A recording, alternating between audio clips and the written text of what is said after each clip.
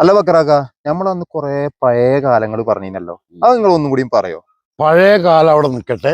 ഇന്ന് ഞങ്ങൾക്ക് ഒരു വേട്ടാളന്റെ കഥ പറഞ്ഞുതരാം. അണക്ക് വേട്ടാളനെ കുറിച്ച് എന്തെങ്കിലും അറിയോ? അറിയും. ആ, വേട്ടാളനെ അറിയും. വേട്ടാളന്റെ ചരിത്രം അനക്കറിയോ? ഇല്ല, അറിയില്ല. സൽമാൻക്ക് അറിയോ? എനിക്കറിയില്ല. എന്നാ നിങ്ങള് പറഞ്ഞേര്. അതായത് വേട്ടാളന്റെ കഥ എന്ന് പറഞ്ഞാൽ, പഴയ കാലത്തൊക്കെ നമ്മൾ ഓടുവീടില്ലേ, ഓട് വീട്, വൈക്കോൽ വീട്, ഇതിന്റെ കഴുക്കോലുമേ വേട്ടാളന്റെ മണ്ണ് കൊണ്ടുണ്ടാക്കിയ ചെറിയൊരു കൂട് കാണാം. നമുക്ക് അത് ചെറിയൊരു കൂടാണ്, പക്ഷെ അതിൻ്റെ ഉള്ളിൽ 2-3 ചെറിയ ചെറിയ ബെഡ്റൂമുകളും കാര്യങ്ങളൊക്കെ ഉണ്ട്. അപ്പോൾ ഈ വേട്ടാളൻ കൂടുണ്ടാക്കി കഴിഞ്ഞ് എല്ലാ ദിവസവും പ്രഭാതം പൊട്ടി വിരിയുമ്പോൾ തൻ്റെ കൂട് വിട്ട് ഇര തേടി അങ്ങനെ മലമടക്കുകളിലേക്ക് പോകും വേട്ടാളൻ. അല്ല കാക്ക, അപ്പൊ വേട്ടാളൻ എന്താ അലാറം വെച്ചിട്ടാ കിടക്കല്? ഇസ്മായിലേ, എന്ത് വർത്താനപ്പം പറയണ്? നമ്മളൊക്കെ വീട്ടിൽ കൂടെ പൂവൻ കോഴികളില്ലേ, ഈ കോഴികൾ പുലർച്ചെ എല്ലാ ദിവസവും കൂവാറില്ലേ? ഓന്റെ വാച്ച് നോക്കിയിട്ടാണ് പൂവൻ കോഴി കൂവുന്നത്. ഇത് പറഞ്ഞപ്പോ മനസ്സിലായി പൊട്ടനാണ് എന്നുള്ളത്. ഓ, ഇന്നെങ്ങനെ പൊട്ടനാക്കി നിങ്ങളിങ്ങനെ വലിയ ബിരുദന്മാര്, നിങ്ങൾ കഥ തുടങ്ങി.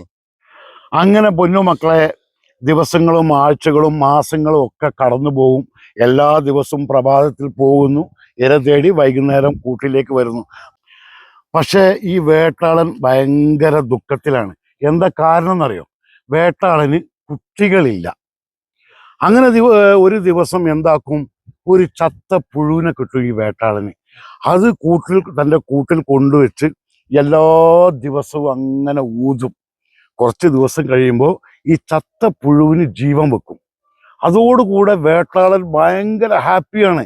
എല്ലാ ദിവസവും വീണ്ടും പോകുന്നു, പ്രഭാതത്തിൽ പോകുന്നു, ഭക്ഷണം തേടി പെട്ടെന്ന് കൊണ്ടുവരുന്നു, തൻ്റെ കുഞ്ഞിന് കൊടുക്കും, ഈ ചെറിയ വേട്ടാള കുഞ്ഞിന്.